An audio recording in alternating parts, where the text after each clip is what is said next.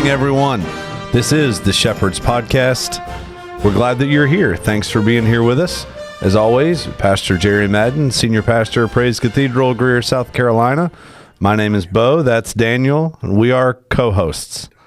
We are nameless co-hosts. We are thrilled beyond measure to be here. We need to check Chat GPT again, see if it's updated us now that Daniel talks to it all the time. I do. I have conversations with Chat. I'm afraid it's going to talk back, so I just It does.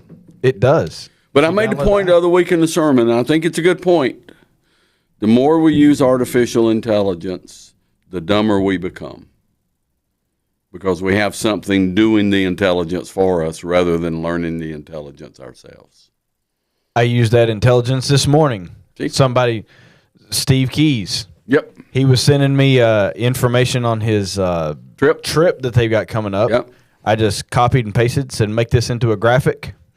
There it is. It took me 30 seconds. You got a social media link on that? Because I need to post it. I have not seen one. Okay. I just got the email yesterday. Steve and Becky started a Christian travel group, open just Christians in the upstate, and they got an inaugural trip next spring. And if you're interested in going on things like that, they'd love to talk to you about it. There, I dropped my plug. All right. Pick'ems. Even though we were asked, why do you even talk about sports? Why do we do sports? Why do you even talk about sports? If we see the conversation going awry today, that'll be our line. Why do we do? Because the pastor's not in the lead. Well, That's no. what it is. Here's the deal. The Apostle Paul talked about sports. He talked about running the race. He talked about boxing. Yep. Shadow boxing. I boxed against myself. He talked about winning the prize. Yep. You know, so it's biblical to talk about sports. Plus, we're all men. What else do we have to talk about? It's true. We got to waste our time some way. Here we go. Daniel. Right. Oh, he's pulling away here. All right. Well, we only have 1 week left. Okay. That we can really pick, which is a big week. Big week. We have the rivalry week. Yeah, say that 3 times. Sound like the old man in Blazing Saddles. Rivalry. You saw that movie? We don't need no stinking badges. Okay, the Irish can come too. All right, here we go. But we don't want the Irish. We're going down a rabbit. We better stop because I'll go through the whole thing. All right, so this week, Daniel's in the lead with 38. Pastor's got 32, and Bo's sitting in the back. North Carolina at State. Well, North Carolina let me down last week. North Carolina let me down last week, so I'll go with State this week. Oh, I don't care. Jimmy Crackle. Just put UNC just in for some you gotta miracle. Catch up. Yeah. You need the points. South Carolina and Clemson. This will be the most divisive battle for mediocrity. Nobody cares. No. I picked Clemson just because. All right, so I'm gonna do something here. I'm gonna pick South Carolina for the first 3 quarters and Clemson for the 4th quarter, and I think that's probably the way the game will go. But who's the winner? Because you pick Clemson, and I need to make up ground, I'll pick South Carolina. I do not believe they're going to win. I'm going to do the same, but only because it's in Columbia. And what do you get in Vegas? In it, like in college basketball, it's 2 points, I think, to be at home. So Tennessee and Vanderbilt, you all don't care, but this is a big deal. I'm going to, again, because you picked Tennessee and I need catch up, I'm going to pick Vanderbilt, even though I believe Tennessee will win. Yeah, I'll do the same. Monday Night Football tonight, Carolina Panthers at the 49ers. Panthers are playing pretty good right now, actually. Yeah, but they're only playing in their division. Their division's horrible. Again, because I need points, I'll take 49ers. I'm going to also take the 49ers because I need Christian McCaffrey. It's a catch-22. I need Christian McCaffrey to do well, but I don't need Brock Purdy to do well. So why do we do sports? I don't know. We do them because we ought not do them. We ought not do them. That's fairly true. Y'all ready for Thanksgiving? This is the what did you call it? Potluck. But we got to do a listener of the week. Oh yeah, Nathan Melton. Nate. You started calling him Nate Bob when he was little. How old is Nate? 20 yet? Is he around 20? Yeah. Yeah. That's pretty safe. But it's kind of crazy to think that a young person like that listens to the podcast. And he came up and grabbed me after church. I'm going to be upset if I'm not listener of the week. I got several college-age kids that listen every week. Well, I hope we get to see them during the holidays. Yeah. So, kind of a potluck. Thanksgiving, you're about to go out of town and do Thanksgiving and Christmas at the same time. Is that kind of normal if your families are spread out of town? Your family's in Tennessee. Yeah, we typically do Thanksgiving and Christmas individually. Okay. We don't combine them. Okay. Haven't. But it's close. It's close enough. It's not that far to drive back. We're not driving. You've got about a 10-hour drive? 12 and a half. 12 and a half. Driving time. Yeah. That doesn't include stops or potty breaks or anything like that. 5-year-old breaks. Well, my in-laws do this thing. I don't know if this is insensitive, and if it is, I'm sorry.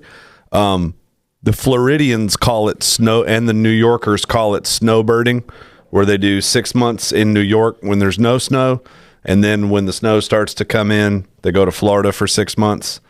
And they've got a little campsite where they go, and they've kind of a little community. It's fun. And so they're going earlier this year. So we're doing Christmas at the same time. But it works out because my nephew plays college basketball, and he may or may not be back at Christmas for a day or two. Sure. So all at once. Well, I get it. I drove to Tennessee. I had to drive to Tennessee last week, and it's a pretty easy drive. And you did the same thing. Mm-hmm. 40's flip of the coin. If there's not a wreck, you can get there. You can get through there pretty good. Yep. And if there is, it just is what it is. Biggest thing with 40 right now is, or at least last week, there was nightly lane closures. Not just lane closures. There was nightly interstate closure. 26 was closed. That's 26, I think. In Atlanta, Asheville. Right as you get to 40. Yeah. That last exit there, the outlet mall. You think they'll ever get through with all the road work? I mean, it's like whatever direction I go, they're working on the road. Honestly, when I was coming back and I had to go around, I was thinking, have they been working on 26 longer or I-4 in Orlando? Which one have they been doing longer? Too many people, too many cars. Yeah. I rarely see people working. Well, I see vehicles moving, but I rarely see people working.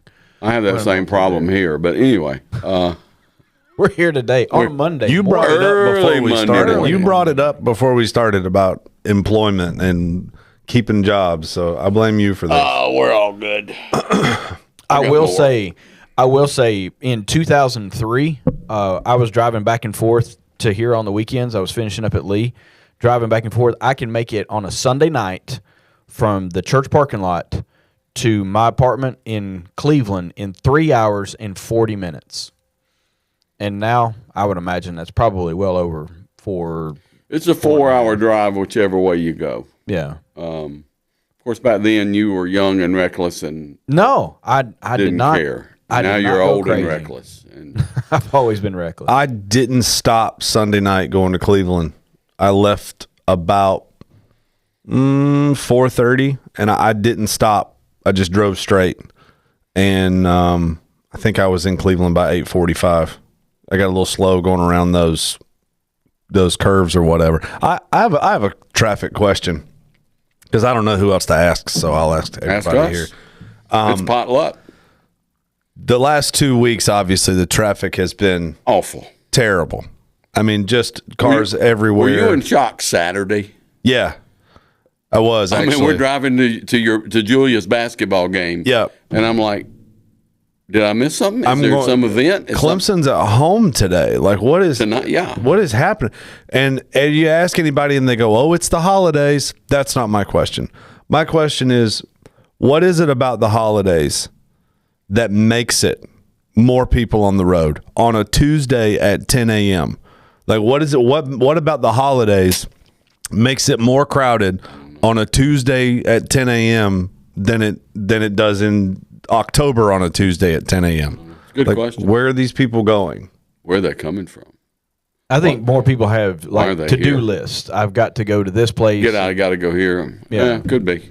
I don't know. Could be. I know Saturday we got out and ran around. Amy's birthday. Happy there you go. A day later. Happy birthday, Amy. That went in. She had a birthday yesterday, so Saturday, because we work on Sundays, we went out Saturday and did her little shopping and getting her Amy Day. Yeah, had her little day, and we went to Woodruff Road. Bad choice, but had to, and it was just parking lot. You didn't have to go to Woodruff Road. No, we were going to Covenant Methodist to watch the Julio's basketball game.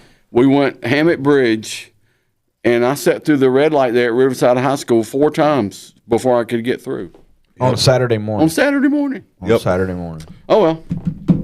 All right. So we have potluck questions, just random generic stuff that people have sent. Do we have some kind of way to? I don't have these, so I don't. I have a couple written down. Well, Pastor just sent us one. He sent a text. You want to go there first? I didn't read it yet. Hang on. Nope. Well, the first question part of it was in their devotion this morning. They read in Corinthians where Paul talked about the rewards of the believers and what are our thoughts on the rewards. I might have to pull that scripture up. I don't have that one memorized. I preached a sermon one time on the rewards, and they're listed in different places. Paul lists some. I think there's some listed in Revelation. I think I pulled the listing that your buddy Tim LaHaye had written up. There's the reward of the soul winner, the reward of the shepherd, and those things. And y'all can pull them up and call them out if you want to. Here's my take on the rewards. I don't necessarily preach or promote those things a lot, and it's not because they're not true. It's not because they're not real. It's not because they're not things we should aspire for. But my take on it is knowing in the end, whatever rewards we get, the crown of life, the Bible says when we see Jesus, we will take all of those crowns and rewards and we will cast them at his feet. Because at the end of the day, he is the reward. Yeah. And the only one. So for me, those have never been things necessarily to aspire to, lest we chase rewards in place of him. Okay, so we've got the incorruptible crown, crown of life, right? The also known as the martyr's crown, the crown of glory, also known as the elder's crown, crown of righteousness, and the crown of rejoicing. Yeah, I just think that knowing John said they took their crowns and cast them at his feet, it just seems to me aim a little higher. The fear of, and I think human nature is, I'm working for this. And you can lose sight of what you're really working for and who you're really working for. Yeah. I think that goes back into what you were talking about yesterday in how things become transactional. Sure. I'm doing this act. Because, I love that point. Yeah. I got to tell you, I love that point. Everything becomes transactional. I'm doing this act because I want this crown when I get to heaven. Yeah. And I want to be patient because when I get to heaven, I want everybody to see my crown of patience. I preached on forgiveness. I know you were over with the kids, and Simon Peter asked that question. Okay, how many times do I have to do this? Because for him, it was transactional, right, versus lifestyle, right. We all have tally boards at home. Okay, Daniel's up to 5. One more. Got an app. You got an app. We should create an app for that, a forgiveness app. A forgiveness app. That would be great. We could sell it anyway. But no, I forgave 4 times this week. Well, it's a day. You have to clean it out every day. But that's my thing on rewards. That's I know and I suspect, without damaging the scripture, it was much more important to the people Paul was writing to, who lived in such poverty, that the idea that they would have the glory of a crown. And I don't know, maybe that's not as attractive to us, because we're in a society that doesn't really worship crowns.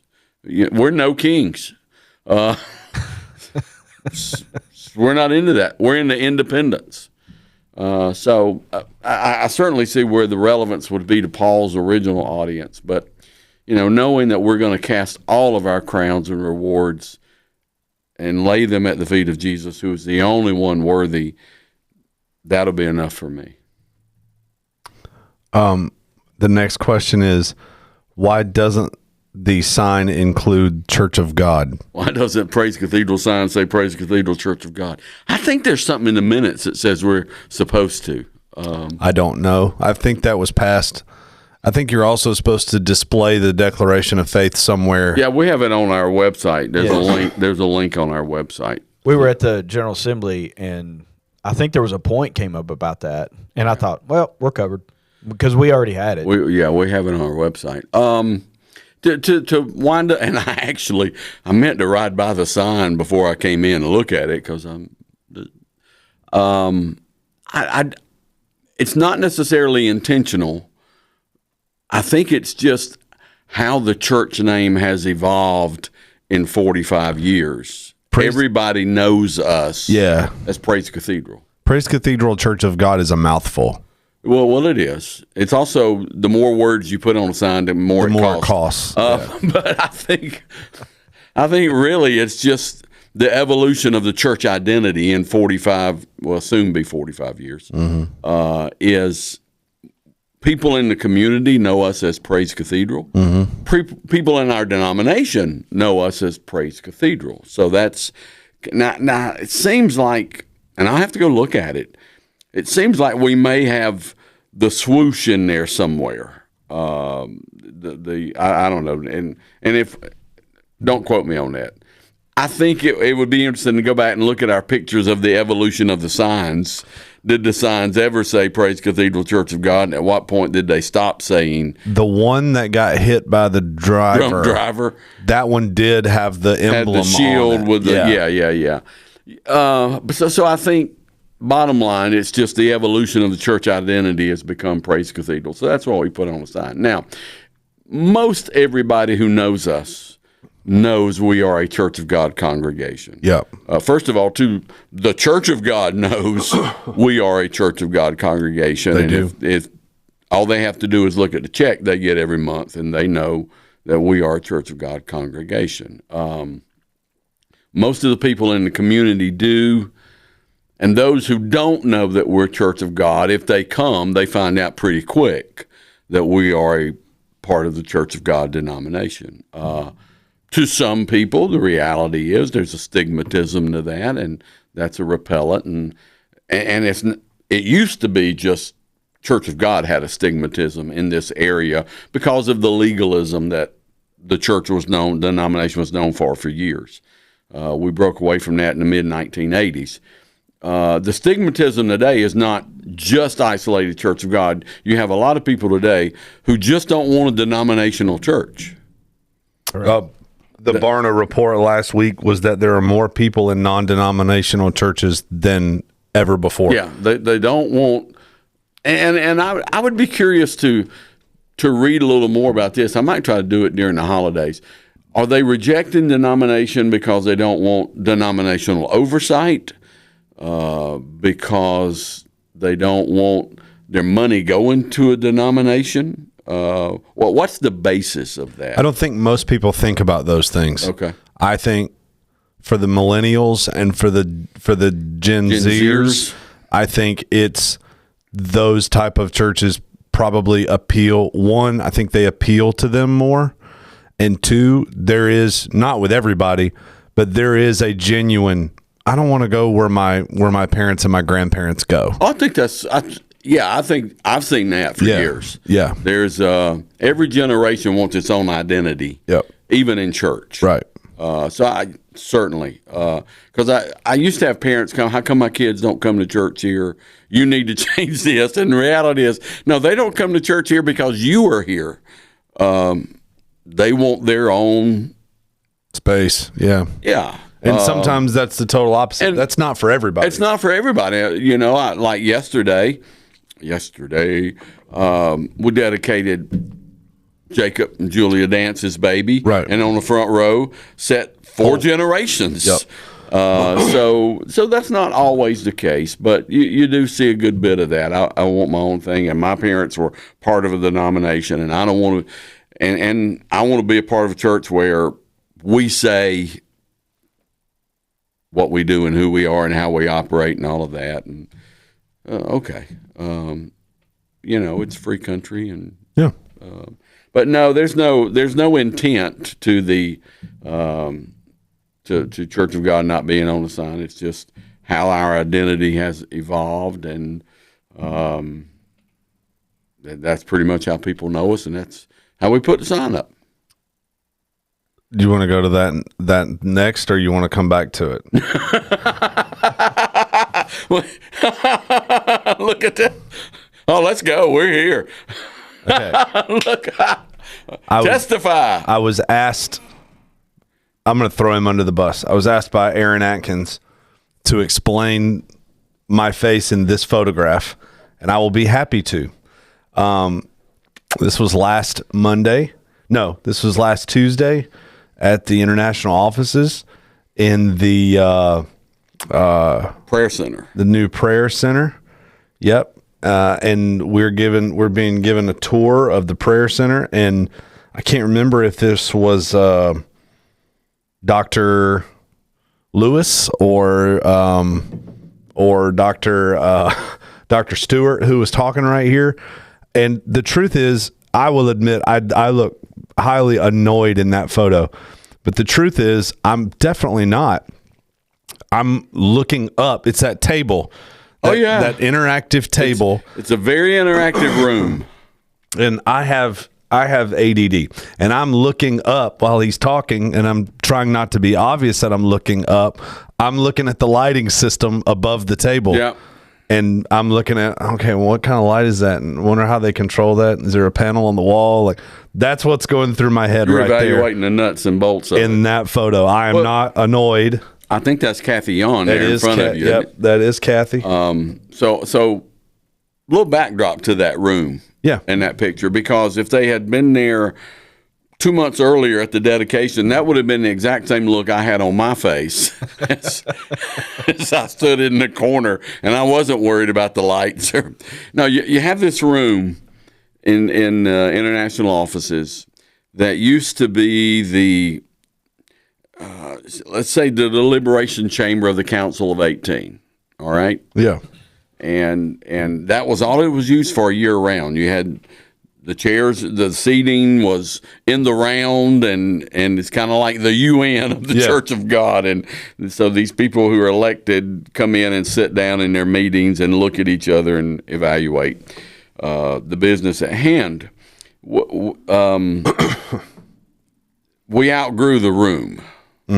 And so we moved downstairs into a larger room, and really COVID forced us downstairs because we needed to space out more. And once we got downstairs spaced out, nobody wanted to go back up there. So after the last General Assembly, it was decided that we would convert this room into a modern, high-tech, interactive prayer room. One wall in that room is now a full replica of the Wailing Wall. Yeah, and there's in Jerusalem. There's a missionary. You probably can pull it up. Daniel can post these pictures. I got pictures. Hold on, I'll send it. So we'll send the pictures, and Daniel can post them on when he edits. And And there's a missionary who comes in and takes those, like people can write prayer things Yeah, like in there. they do the Wailing Wall, stick them in the cracks. And there's a missionary to Israel that comes in and collects them and then takes them to the actual to Israel. Wailing Wall and puts them in the wall or whatever. Okay. I'm really trying to be good. See, I know. I'm just saying I was paying attention. I was listening to You what they were were listening. saying. I was legitimately because that's who we're praying to, the Wailing Wall. looking at the lights. Was looking at the lights. So one whole wall is that replica. And then there's an interactive world globe table in the middle that they can push the button and links from different sites in the world pop up on the screen, and it's a really modern, high tech room with a global design in mind. See, when I was there, they had chairs out because Nico had just brought. Okay, Nico's from Indonesia. Yeah, he had just brought a group in or whatever, and so there was chairs and stuff in there. They had given a lot of money toward the room. Yeah, I believe that was the highest contributing, but they wanted to name the room after him, and he said no. Yeah, he refused. Yeah. That's an interesting story too. Did you hear the story of that? I just got that part. All right, so they were gonna his group gave the largest amount of money, and as best I recall, all of the funds for this room, and Daniel will have pictures for you. All of the funds for this room were donated. They were it was money that was raised. Didn't come out of tithe fund. It was a fundraiser. And Nico's church gave the largest amount of money. Of course, they have hundreds of thousands of people in Indonesia. Oh, it's a huge. Yeah. And they were going to name the room after Nico, and Nico started having health problems, and he's having some health challenges and health problems, and so he's praying, and in his prayers, the Lord convicted him of allowing them to name the room after him. Wow. And he said, he called and said, "You cannot name the room after me. The Lord's convicted me of that." Wow. And once he did that, his health challenges. Wow. You know, I heard a story once. It's a great story. This guy who went to Brazil, he was a missionary in Brazil. He stayed there over 50 years, planted over 70 churches. Some of them became extremely large, and he was losing his health. He was actually on his deathbed. He was up in years. And this man that he had known comes to visit him and says, "You have to let us write your story. We need to write.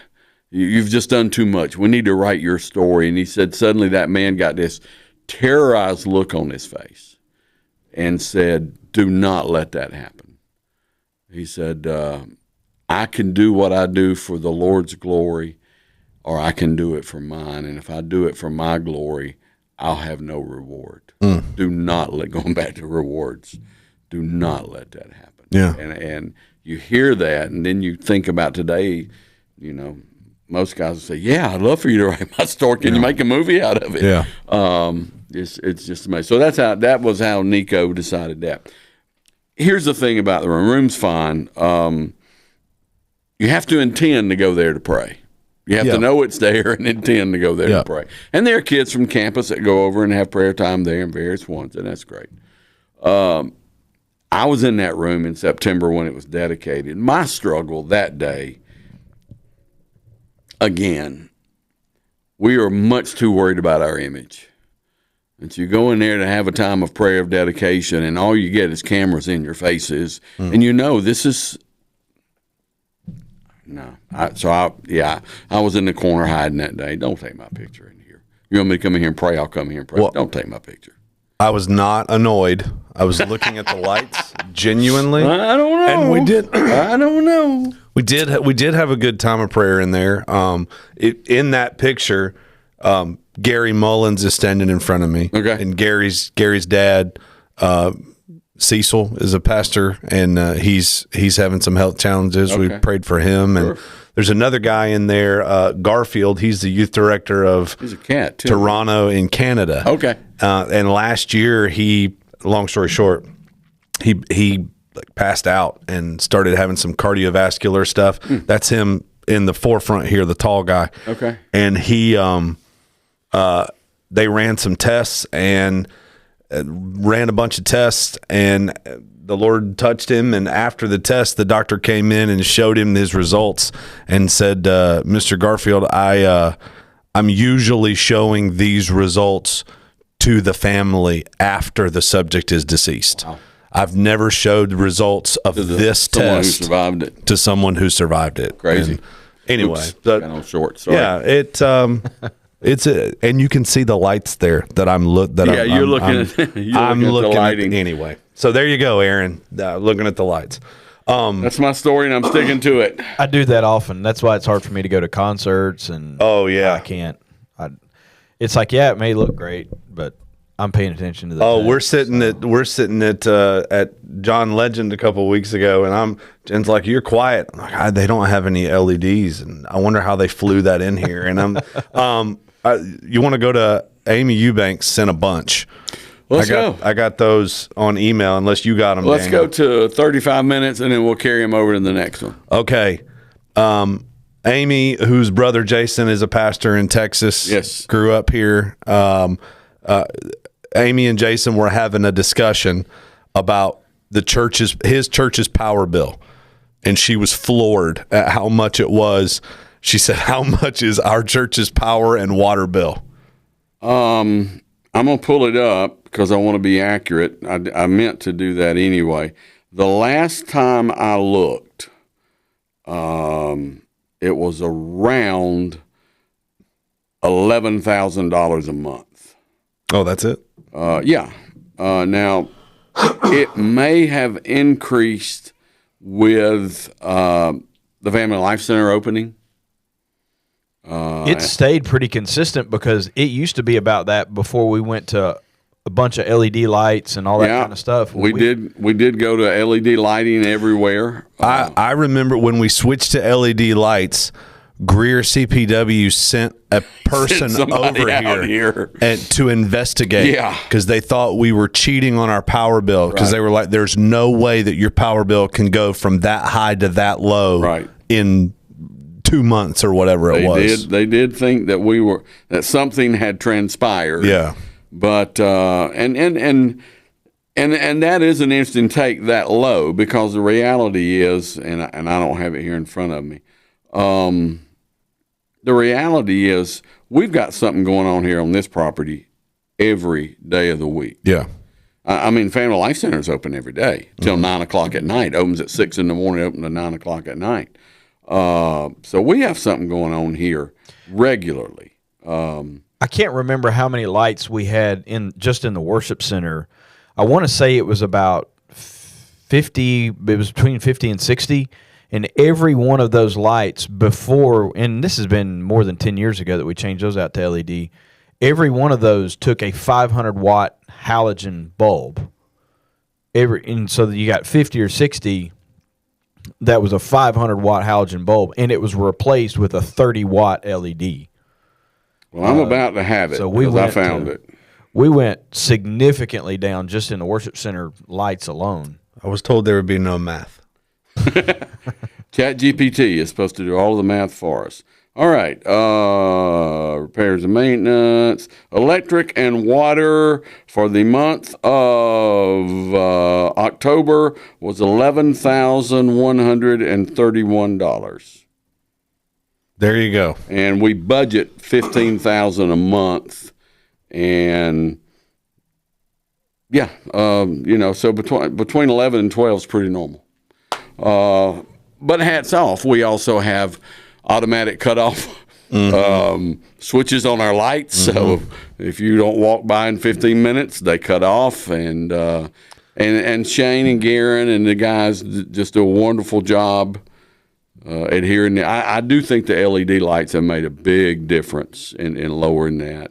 And all the power bill and the HVAC. I was going to say, all the HVAC is automated. Yeah. And it cuts on and cuts off, and so and computerized and monitored. Yeah, $11,000 a month for this 58 acres.